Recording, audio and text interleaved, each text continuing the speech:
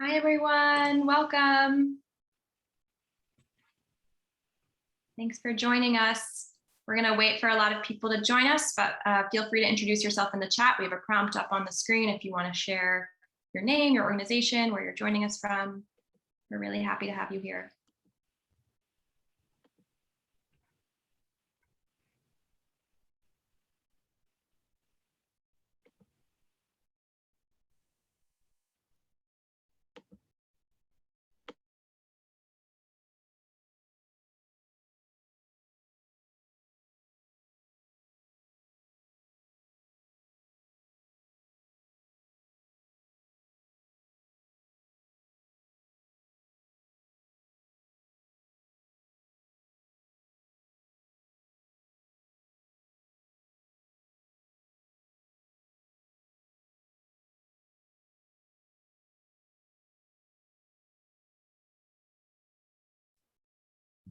Welcome to everyone joining us. We're going to get started in a moment here, but if you want to introduce yourself in the chat, share your name, organization, and where you're joining us from. We're super excited to have everyone joining us.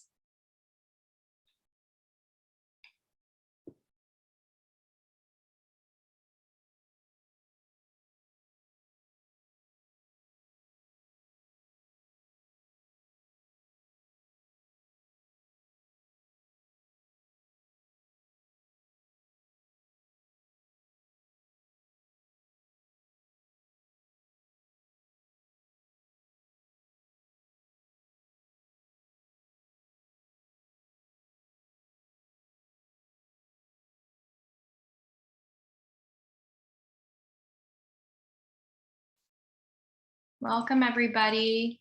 So good to see so many of you. I think we're going to go ahead and get started just because we have a lot of content to cover today. But as folks are joining us, feel free to keep going with those chat introductions.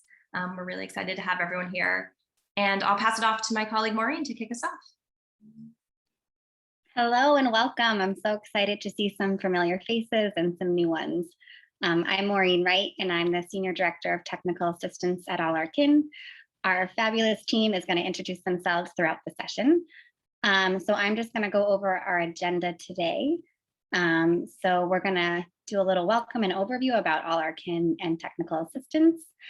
We're going to do an overview of both of our opportunities that we're very excited to share about. We'll spend some time on the creating the conditions cohort and then dig into the network development cohort. And we'll leave time for general questions and answers, and then some reminders in closing. There's a lot to cover today, but this won't be the last time you connect with us. If you have questions, you can definitely reach out to us and we'll give you some contact information at the end. So we can go on to the next slide. Some of you are old friends of All Our Kin and some of you are newer, but just give a little overview and history about All Our Kin. All Our Kin was founded in the Brookside Housing Development in New Haven in 1999 with 2 staff members, 6 women, 6 children, and 1 core belief: all children deserve access to high quality early learning opportunities. And throughout the past 20 years, we've stayed committed to training, supporting, and sustaining family child care educators to ensure that children and families have the foundation they need to succeed in school and life.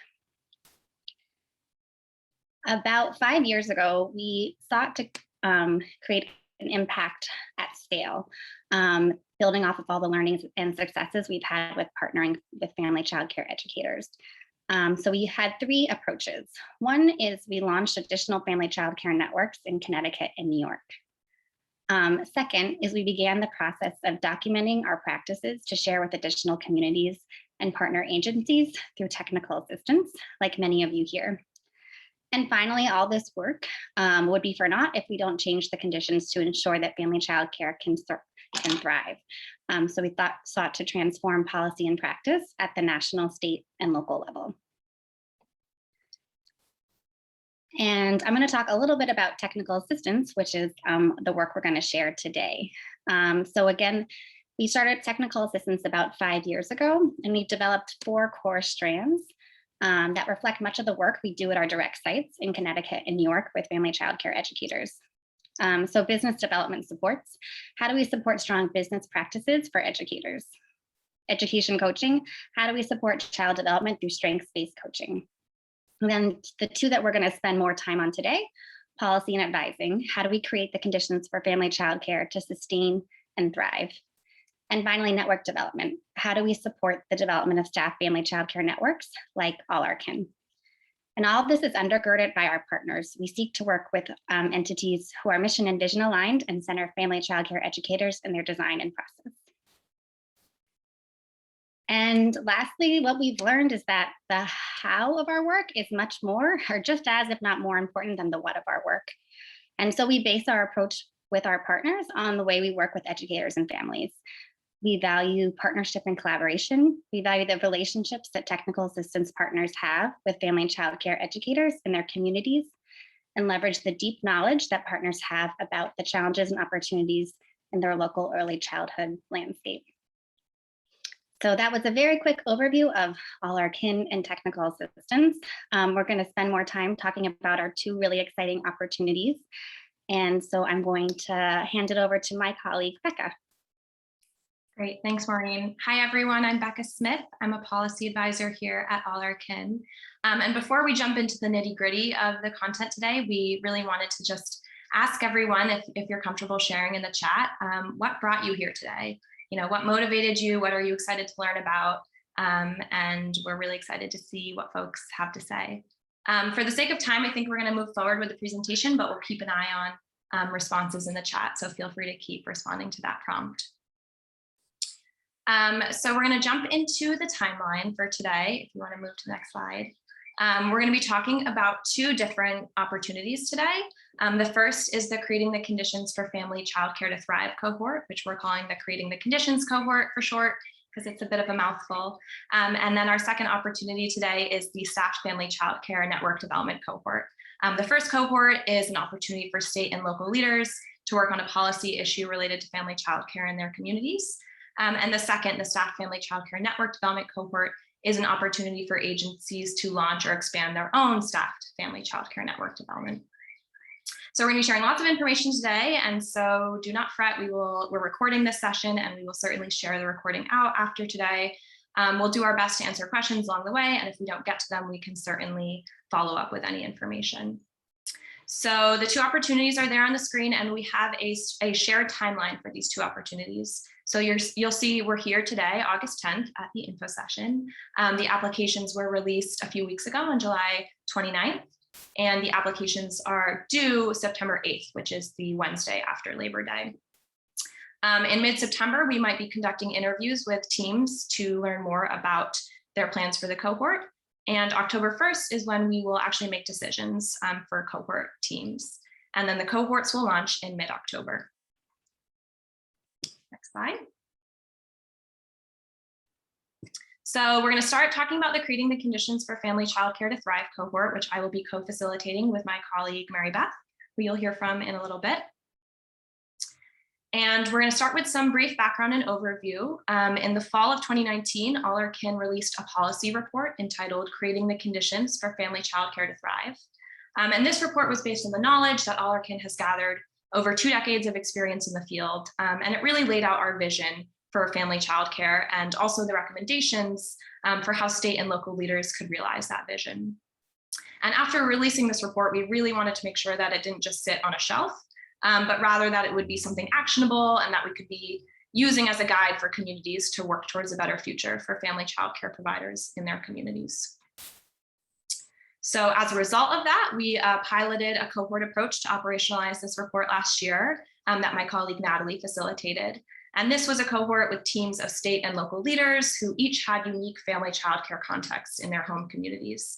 And through the cohort, teams were able to develop policy roadmaps and action steps for an issue or challenge that they wanted to work on related to family childcare in their communities. And based on the success of the pilot last year, this year's Creating the Conditions cohort will build on those learnings and will also continue to follow the framework from the Creating the Conditions policy report. And additionally, we really see this exact moment in time as ripe with opportunity for family childcare. As I'm sure many of you know, there's much more attention being paid to the role of family childcare in a high quality childcare system that supports what families really want and need. And so it's an exciting time for action. And we see this cohort as an opportunity to really meet the moment. So through the Creating the Conditions cohort, we'll work with teams to learn about their unique family childcare landscapes and to specifically work on an issue of policy or practice that each team identifies. And so we'll do that by creating a tailored policy agenda or action plan, building the relationships with necessary stakeholders, and just generally increasing your team's internal capacity to move the needle on family childcare. In addition to that, we're really excited to build relationships within the cohort and have you join a community of innovative leaders from across the country. I also want to clarify at this time that we at All Our Kin see policy in two ways. We see big P policy, or policy that involves legislation and governing bodies and actual laws and bills, as well as little p policy, or administrative regulations and operation and guidelines of local agencies, things like that. And our hope is that through the cohort, participants will be interested and open in exploring both big P and little p policy actions to address family childcare in their communities. So who should participate in the Creating the Conditions cohort? We're looking for teams of 5 to 6 individuals who can represent a variety of roles. So things like appointed advisors and commissioners, CCDF administrators, QRIS leaders, advocates, union leaders, all sorts of roles. And teams can and should include members from different organizations. An exciting part of this year's cohort is that we're requiring that at least one member of every team be a currently operating family childcare provider. And we encourage teams to include their provider participants in early conversations about the cohort, and their ideas should definitely inform application responses. As part of that, we're requiring that each cohort team be expected to compensate their family childcare provider for their work in the cohort, and I'll get into that a bit later. And lastly, each team must also have a designated team leader who will be the main point of contact for each team. So the cohort structure is as follows. You'll see that we are planning our launch meeting for October 26th from 2 to 3:30.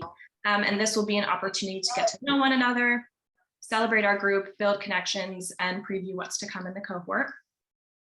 From November through May, we will have our monthly individual team meetings. And those are really meant to be directed by teams based on what they need. But some topics might include relationship building, goal setting, action planning, engaging content area experts, developing roadmaps, planning for sustainability, all sorts of things.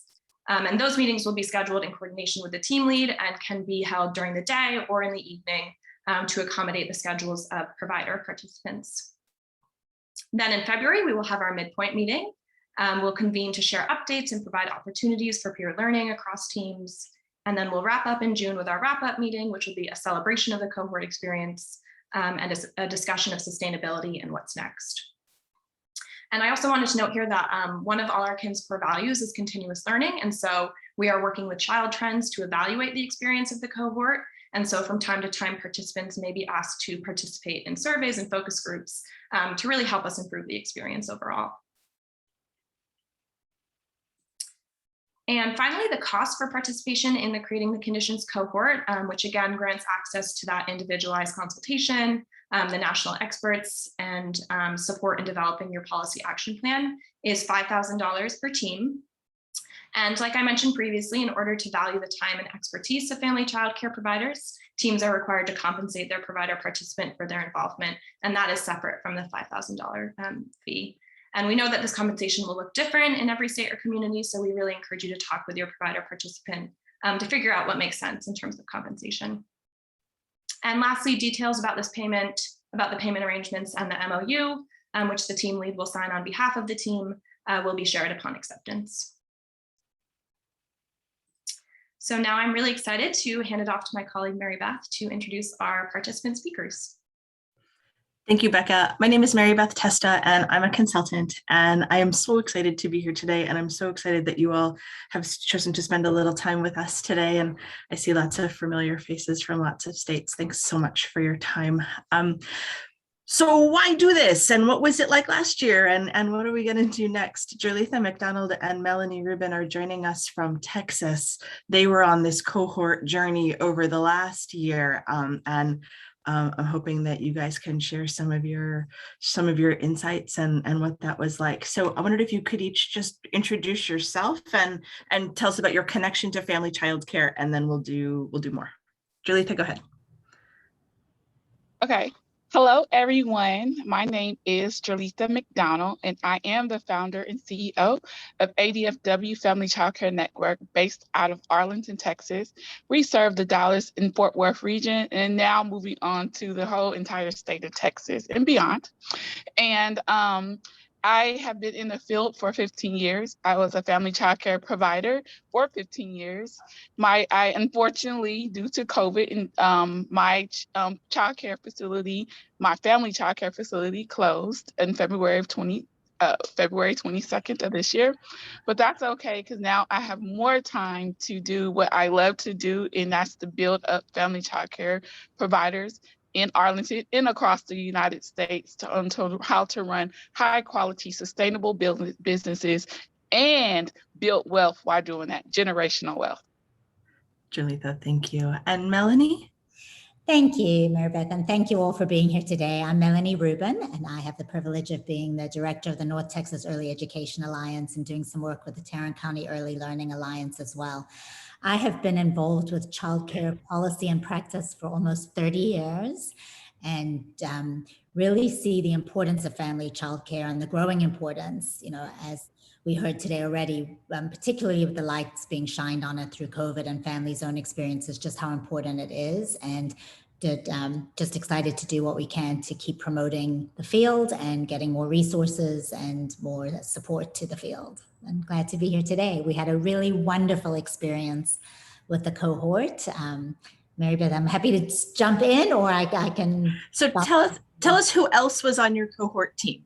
Sure. So we were multi-county, which is unusual for Texas. We did Dallas County, which is where I come from, and we worked with Tarrant County too, and worked with our local workforce board. We had a representative from the subsidy program who kind of does the contract management. Nicole Allen represented Workforce Solutions for Tarrant County. And we also worked with the nonprofit childcare associate, Stephania Whitehurst, who is the director of quality early learning from also Tarrant County. And we also had a private foundation, the Rainwater Charitable Foundation, Jimena Tunes de Mayola, who was the program officer there, bringing in kind of the philanthropic viewpoint with us, as well as Jolitha, who was, of course, in the trenches and expert on family childcare. And then I did some of the policy work from both Dallas and Tarrant. So it was a broad spectrum of very different roles within the sphere, but that we got to learn a lot from each other and work together. Jolitha, did you want to add anything to that? No, you said it perfectly. And then also what makes us unique and different is all the pieces that Melanie just explained: our Texas Workforce Commission, our subsidy agencies, our private foundation. We all come together. We're all working together to move us forward. And that is what's making our cohort more powerful to move forward and to do more things, especially now. So I think that is key, especially when you guys were explaining how to have different people on your team, right? And so our team was very, very significant, right? And this team can get things done. We touched every aspect that the family childcare provider would need to move forward and for our organization to move forward. So that's really important.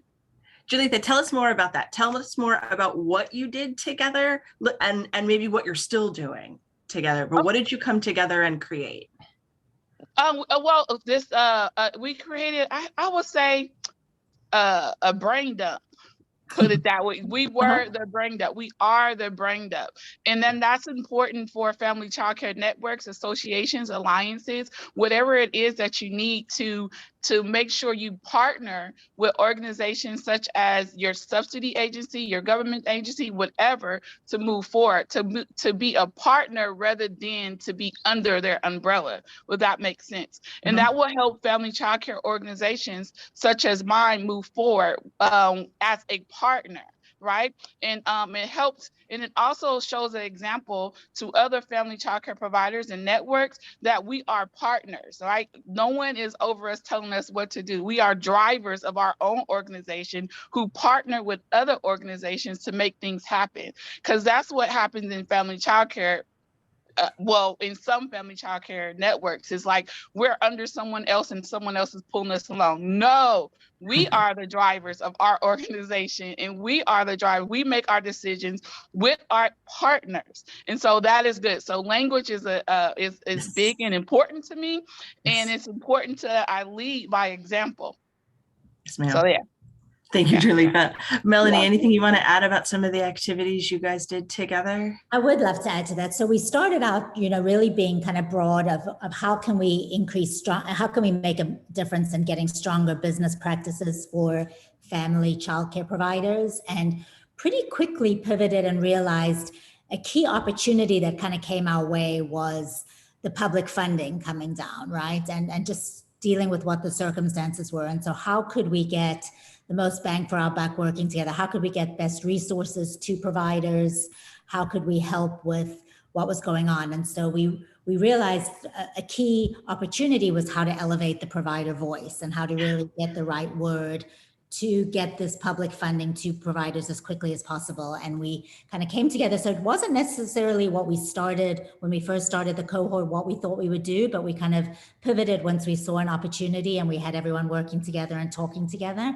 And so we did come together and did an advocacy training of how to really, figure out what were the key messages, what were the key levers and how to do it. And Jolita is an amazing marketer and really got the word out and pulled us all together in the best way. And we had a really effective training. And what came of the training was not only the skill development of kind of what needed to happen and how it needed to happen, but it was bringing together these providers and their voice together. And I think that's been a really strong gift that this cohort produced. Was and unintended was just coming together, hearing from the different counties, hearing from the different experiences, hearing what worked, what didn't. And I think it's helped build connections that are still existing. And the other thing I would add from our experience on this cohort was the resources that all our kin added. So it brought us all together and has empowered us and helped, enhance our relationships and our connections and how to do things here too. But it added in these, this wonderful expertise and best practices from other areas. While we were figuring this out, we could learn from that. So I just think it made us way more effective right away, and it was built into our process. So it was just a really great experience.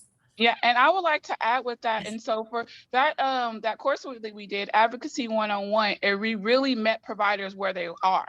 Right. And Melanie was really great with breaking things down so that the everyday practitioner can understand. And then I am the everyday practitioner. So I was able to apply like what that means, what that looks like, and where does advocacy start? Like we told providers that how advocacy starts right there in the city that they're in, right? Connecting with their mayors and stuff like that. So that was a wonderful experience. And also it benefits what is going on right now, right? Providers are always calling me, Jolita, how do I say this? What do I say this? Or I learned this in your advocacy class.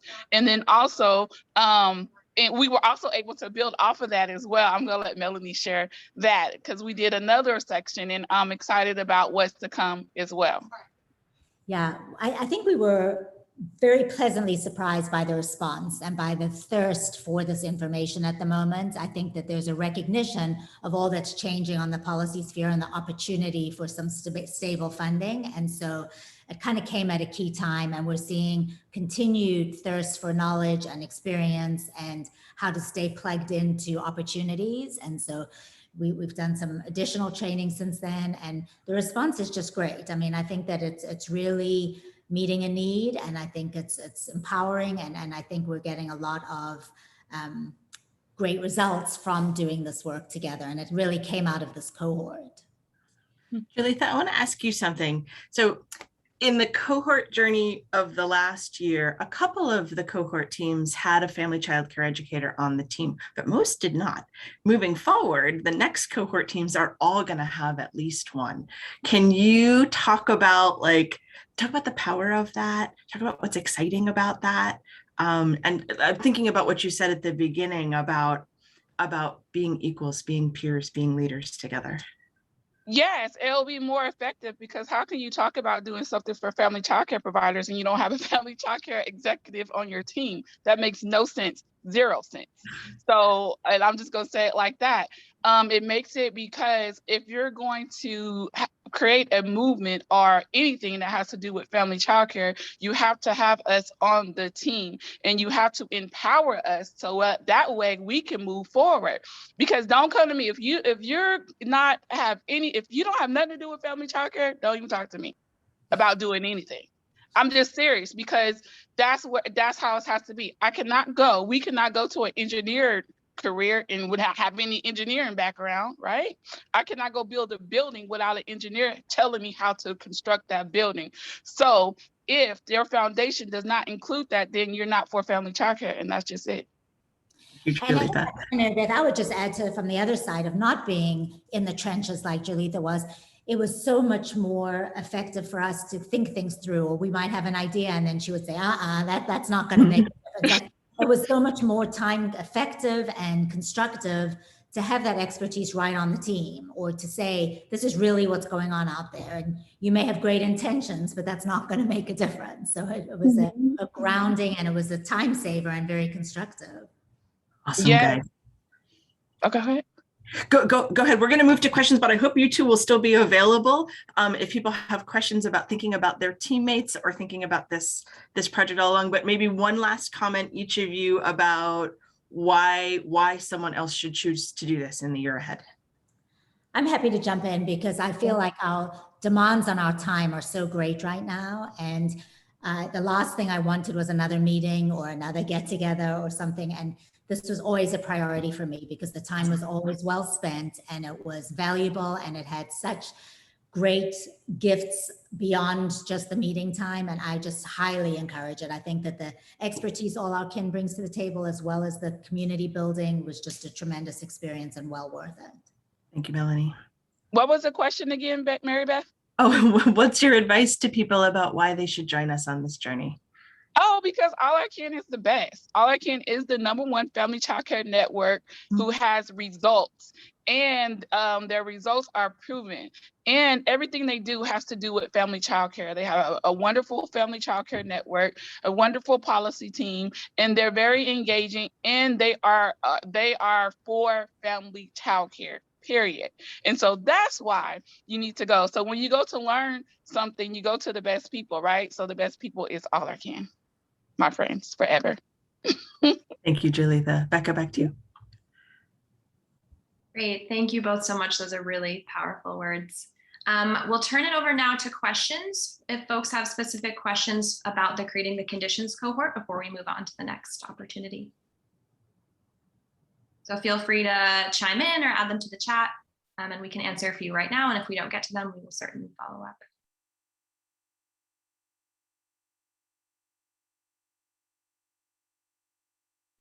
And Maureen just put in the chat a link to our application for the Creating the Conditions cohort, as well as an overview document that has some more of the information I shared earlier.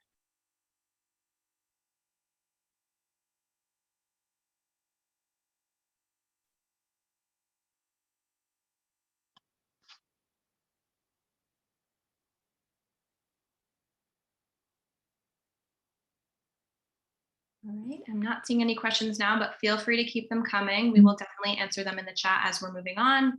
And I will pass it over to my colleagues, Ali and Jen, to introduce the next opportunity.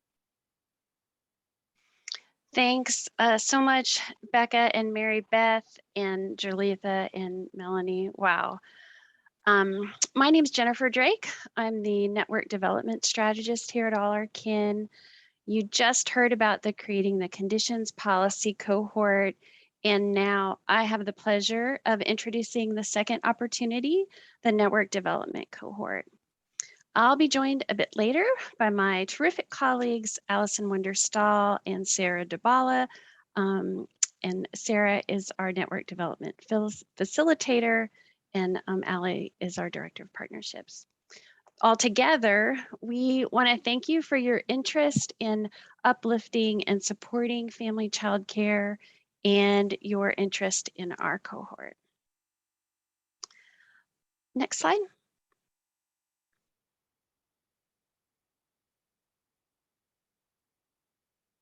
There we go. Thanks. I like to begin by helping to build a shared understanding of what we mean by staff family childcare networks. And here's how we think about staff family childcare networks. Networks have paid specialized staff members who provide services and resources to family childcare educators, licensed family childcare educators, as well as their staff, and also applicants in the licensing process. Networks offer educators opportunities to develop a continuing long-term professional relationship with a network coordinator or a family childcare specialist, and a place to connect with other educators, creating strong peer networks in an otherwise isolating profession. What's important is that a network provides opportunities to family childcare educators who are committed to learning and growing as early childhood professionals. Services typically include professional development, coaching, and networking. Networks offer family childcare educators a space to convene and learn and socialize. Educators form friendships, they share experiences, strategize about challenging situations, and meet regularly to learn and grow together. Next slide. Over the last 20 years, All Our Kin has seen direct impact with educators and communities engaged in our family childcare networks. And we've worked with researchers to both capture our work and to inform it so that we can continually improve, and also so that we can support other family childcare communities to grow and achieve powerful outcomes and drive systemic change in their communities. And from all of our learning and experience, we've distilled 5 critical components that we found essential for reaching powerful outcomes for educators, children, and families. And those 5 components make up our family childcare network development framework that you see here on the screen. The scope and the sequence of the network development cohort, this TA opportunity, will be guided by All Our Kin's family childcare network framework. Next slide. So I mentioned research related to our work. Several studies have been conducted showing the effectiveness of our network approach and our programming. All Our Kin has been highlighted in many research publications. For example, the quality study, the first bullet here by Porter and Ryman in 2016. And our work has been referenced in numerous other publications. The research all points to our impact, like the why that you might want to join the network development cohort. Our model's been shown to increase the supply of family childcare, increase family childcare educators' earnings and well-being, build educators' knowledge, skills, and capacities, all so incredibly important for sustainability in the field, and produce a significant return on investment, which of course is always desirable in systems building work. With our model, family child care programs in whole communities have better health and safety practices, and children experience improved outcomes. If you'd like to dig into these findings more, you'll find citations on the back page of the framework, and we'll put that link in the chat. So having shared all of that about our model and its effectiveness, we ask you to keep in mind that this cohort isn't an All Our Kin replication or affiliation effort. Rather, the idea is that you will be able to pull from our experiences and all that the research says works to tailor your own network strategies based on the strengths, needs, and interests of family child care educators in your communities. We're excited about the prospect of helping you embed our model into your efforts and partnering with you to help you meet your capacity and quality building goals. By the end of this 9-month journey together, teams participating in the network development cohort will increase their level of readiness to launch or expand a network, complete core deliverables, which correspond to all our KIN's critical components for networks that you just saw in the framework, and in total, sum up to a network plan. You'll adopt best practices that align with all our KIN's critical components by way of utilizing resources or strategies shared through the cohort. You'll engage and learn from a network of community of stakeholders that are all committed to family child care, and will learn ways to enhance how family child care educators' voices are centered in the planning and implementation of a network. So that's our destination. And now I'll turn it over to Allie, who will walk us through how we get there. Allie? Thank you so much, Jen. And it is really wonderful to see lots of familiar faces and people I've had the pleasure of meeting, and lots of new ones as well. Thank you again for taking the time to be with us. And I'm going to dig into some nuts and bolts. As Jen shared, I'm the Director of Partnerships, also a proud former network director. So I come from that perspective. And so here's how we're going to get through that map that Jen shared in the network development cohort. We are hoping for a group of about 5 teams that you would be a part of. And that would include a range of different entities, as mentioned by Becca. You might be from a nonprofit, CCR&R, state, local, nonprofit. We want to have you.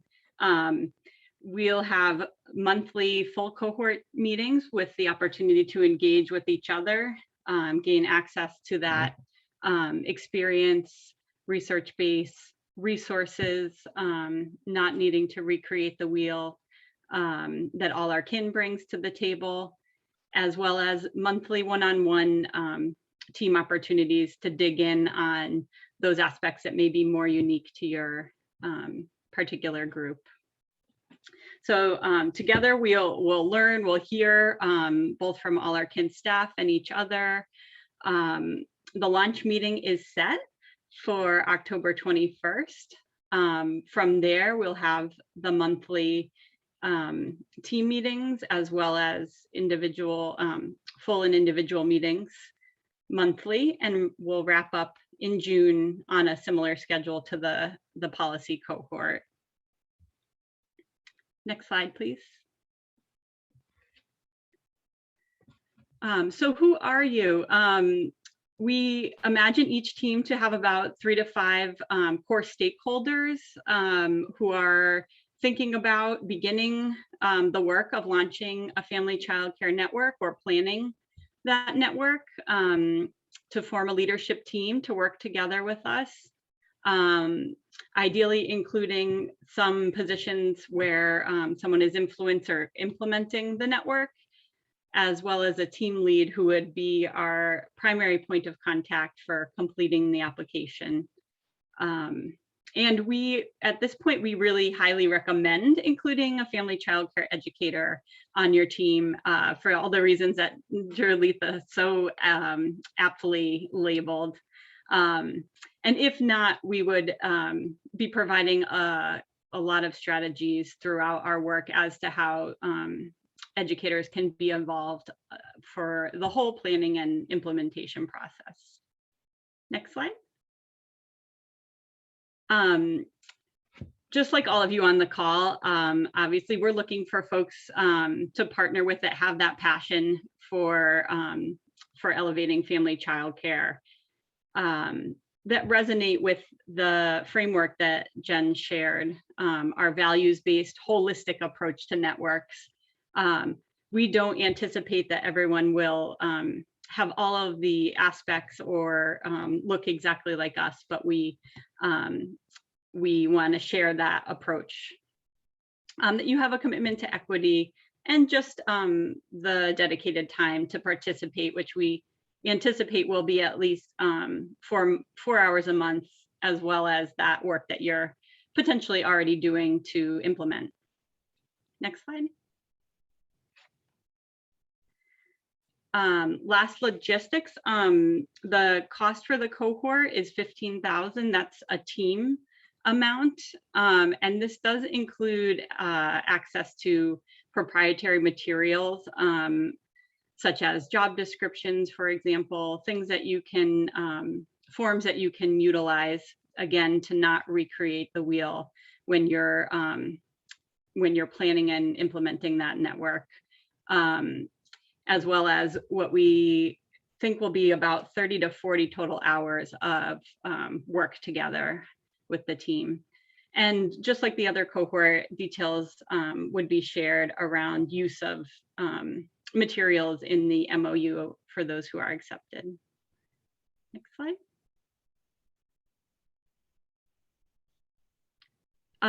So this is a goodie bag. We just want to give you all a gift for coming with us. We think it's a gift. Just coming out a webinar that we had the pleasure of doing. It is a short glimpse, a little overview of staff family child care networks with our great partners at the NECQA. Maureen is chatting the link, and it's only 27 minutes full of gems from the perspective of a researcher, a model, and a family child care educator around the impact and important elements of a staff family child care network. So whether you join us or not, we want to share that with you.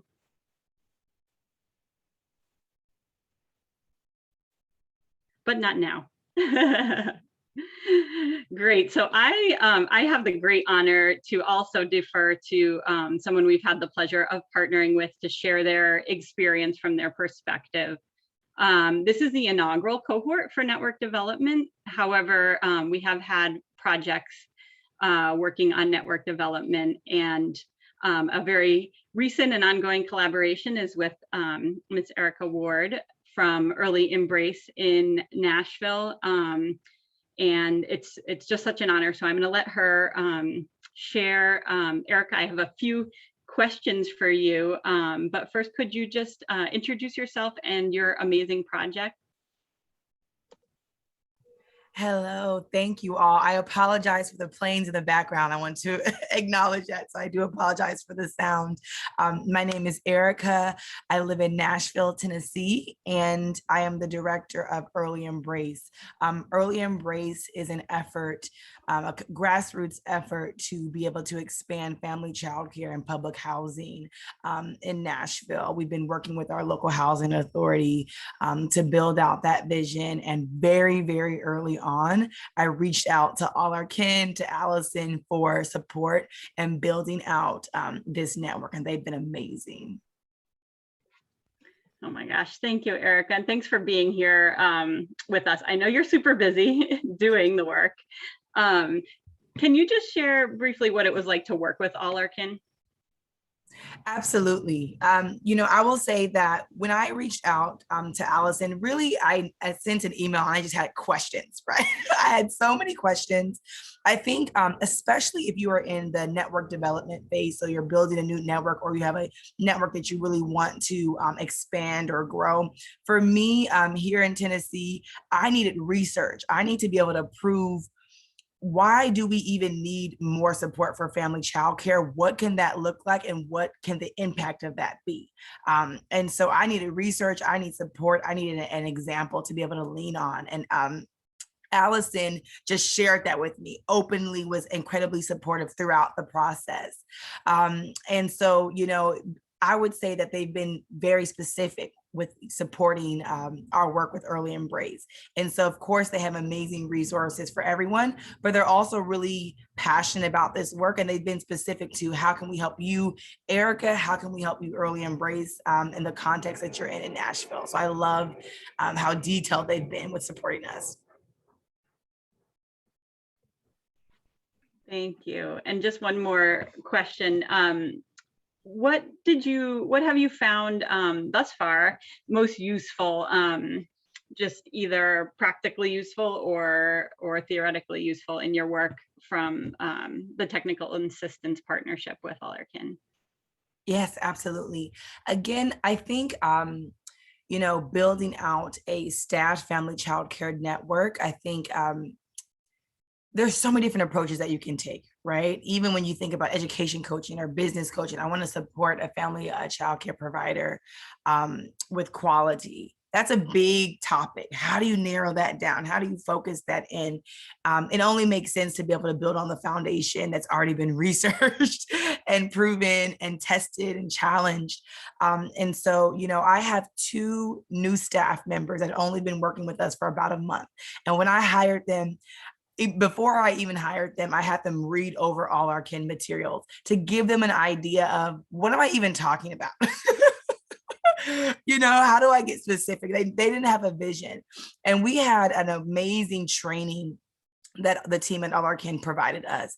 And my team left that training. They said, okay, Erica, I finally understand what you have been describing as a family child care network. And so I think it's a big idea. It's a big topic. And having the support, the technical assistance is very grounding, right? As we've been trying to build our program. And so in our first orientation, we learned about the toolkit, right? And it's funny because I was reading online about the toolkit, but again, I didn't realize that it was literally a physical box with materials and resources. I did not know what the toolkit actually was. And so in that orientation, they literally mapped out what is a toolkit. They showed us what was inside the box. And then from there, our teams, okay, how can we build our own toolkit? What would that look like for Nashville? So again, it's very specific, very detailed, and very grounding.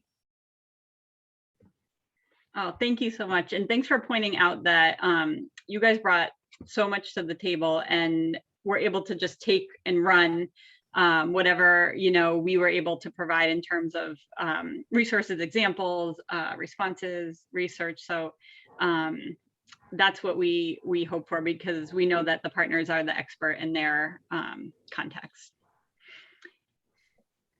And I would just say, you want to add? I would just add, on that piece that, the spirit of collaboration, of openness, of learning together is something that I've been so grateful for throughout our work, our technical assistance partnership with you all.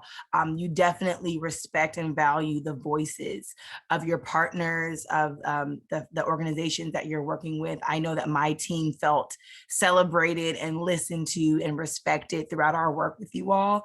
And we are so eager to continue our work. And I would definitely encourage every single organization here who's really wanting to build out a network that is rooted in family child care providers' voices, right? And rooted in a deep respect for family child care providers that Jerlitha totally inspired us around. I think Allergan has that model. There's a lot of different ways to support family child care providers, but Allergan really is putting forth a model that centers family child care providers and their power and their energy. So.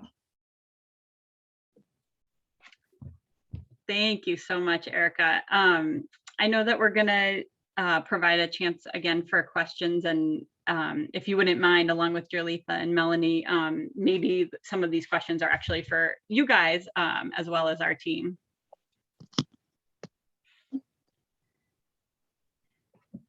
Yeah, so I think, go ahead, Becca.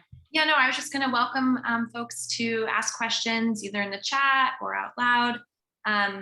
Maybe to kick us off, I noticed a question in the chat earlier for Jerlitha and Melanie. Erica was actually curious about how you guys built your team, how you brought those different groups together for the policy cohort pilot. Well, I can answer that. It was relationships, basically. So the part of Texas that we live in is the Dallas-Fort Worth Metroplex, and we have early learning coalitions who get together regularly to deal with childcare issues, from policy to everything, right? And so Melanie and I are part of both the coalitions, and the county I live in and the county she lives in. So I live in the Fort Worth Metroplex County, and she lives like in the Dallas, and which is two very important constituent places in Dallas, Texas. And so we already had those relationships with the other agencies that partner with us. And so all I did was like, hey, would you guys like to do this cohort with me? And we got together. And so the relationships were already formed. And like I said, I was very, very intentional on who I would like on my team. One, funding. Private funding. You always need money to make things happen, right? And so I reached out to our partners from Rainwater, and she joined with no questions asked. Melanie's huge with policy, right? That's not my strong suit. So that is Melanie's. She is the go-to person in the Dallas-Fort Worth Metroplex about policy on early learning and stuff. And then our agency who provides subsidies, which is very important, right? For providers. A lot of providers are on the program to receive subsidies. So it makes sense, right? So, and then also I'm the family childcare provider at the time. And so I know the stuff on the ground for family childcare. And so it had to be intentional and make sense. So that's how we came together with our cohort. Very intentional. Thank you so much for sharing that. Melanie, anything you would add to that? I would just add that, I think Julita really pulled together the team. I think she thought about what was the ultimate goal and who needed to be at the table to get there. And it was very intentional. But I would also just add that we did have the relationships, but again, just speaking from the heart, this experience enhanced them so much, and I think now we know exactly who does what, and it just has facilitated picking up the phone and, oh, you said this at some, it's just really deepened everything. Mm-hmm. Great, thank you. Yeah, we definitely see relationships as a key piece to all of this work. So thank you both for sharing that. Other questions that folks have, either in the chat or sharing out loud?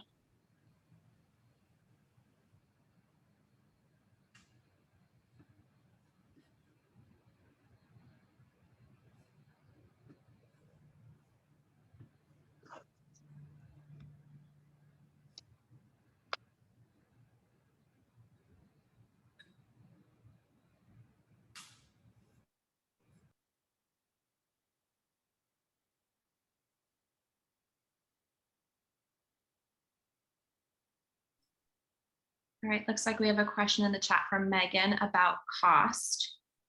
Would someone on our team wanna take a stab at this?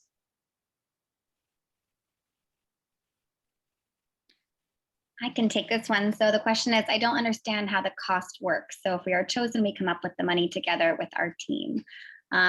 The short answer is yes. This is the fee to be a part of the cohort, each of the cohorts. I know different teams have done different strategies. Sometimes they go to philanthropy or a funder or use state money. There's also federal money coming in. So this is the cost of the cohort, but there's many different ways in which you can come up with your teams to pay for it. And anyone else can add on to that as well.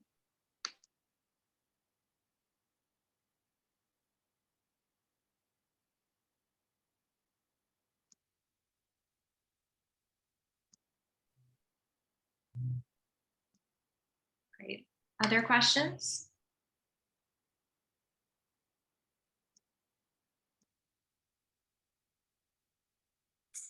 Somebody asks, what would you say are the priority elements for putting together a successful application? So I can speak first from the perspective of the creating the conditions cohort. I don't know if folks have gotten a chance to look at the application. We kept it pretty simple. I think one of the main things that we want to emphasize is though the team lead might be the person filling out the application, we really are encouraging collaboration with all team members, including family childcare provider participants. who are on your team. And so really making sure that you're connecting before hitting that submit button to make sure everyone's on the same page about some of the things you might want to tackle in the cohort, some of the pressing issues that are top of mind, and making sure that everybody has given some input for that application so that it's clear that there's collaboration among team members. Mary Beth, would you add anything to that? I think that's great. I think, can I just build on the next question that came related to this? Would I need to create this cohort before applying? Yes. So the idea is that your team will come together informally and say, hey, we ought to be a team. Or maybe you already are, and now you're going to go on this journey together, or maybe this will be new to you, but in the application, you will know who your team is in that application moment. And can I add on to that too? Hi, everyone. This is Natalie. I know many of you. I'm also with All Our Kin. I've been running the PowerPoint. I want to make a distinction between team and cohort. So when we talk about these opportunities, the cohort is a group of teams from across the country. So there might be 5 teams that are part of the Creating the Conditions cohort. And that might be a team from California and a team from Texas and a team from New Jersey, right? Your team is your 5 or 6 people in your state or community that you're listing on your application. So that's Jerlitha applying and saying, hey, this team is Jerlitha, Melanie, Nicole, etc. So I just want to make the distinction between the two. The cohort is all of the teams on the journey together. The team is your people in your community who you're going to be working most closely with to change systems.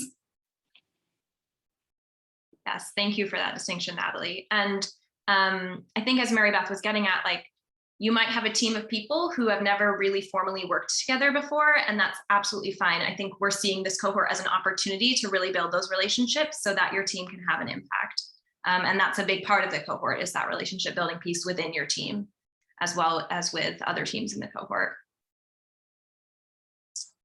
Let's see, we have a question. Where are the best places to find team members? I don't know if Ali or Jen want to take a pass at that question. Sure. This is Ali.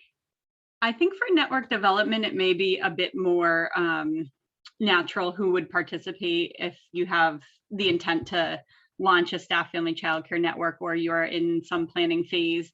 But this might be an opportunity to loop in, not just staff of the hub organization or entity, but, potentially a funder, an educator, to make your planning group more intentional and well-rounded, and to have that structure and support of All Our Kin's experience helping you through that process. I don't know if maybe folks from the policy cohort could share some examples of different types of groups that participated in the past for the policy side.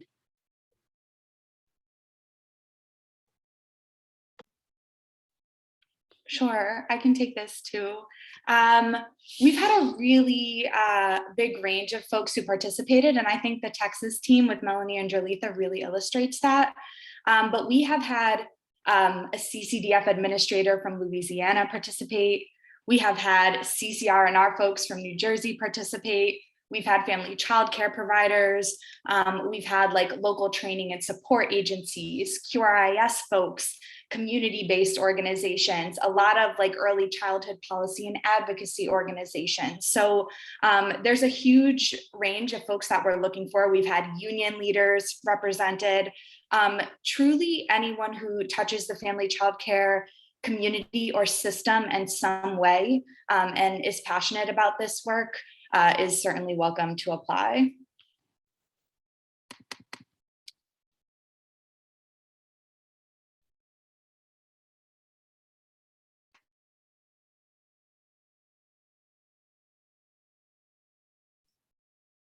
Great, thanks, Natalie. I see we have a few more questions in the chat, though we are running up against time, and so we will definitely save those and make sure to get back to you and share those out with the group, as well as sharing the recording and the PowerPoint from today. If we have time quickly to just jump to the next slide, a quick reminder of our timeline that's upcoming. So applications are out. Those links will be shared again in a follow-up email. And those applications are due September 8th, which is the Wednesday after Labor Day. And then if we quickly have time and can jump to the poll, Natalie.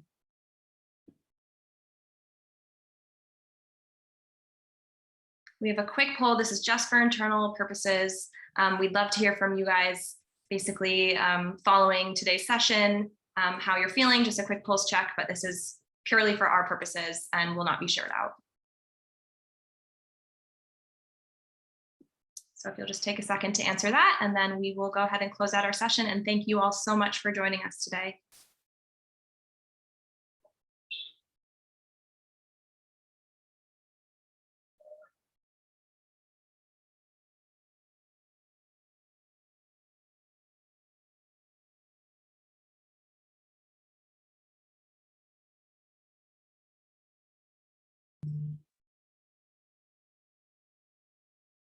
Thank you all so much. Thanks for joining.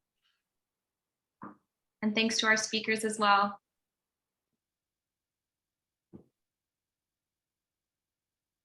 Thank you guys for having me. We really appreciate you guys at All I Can. Have a great day, you guys.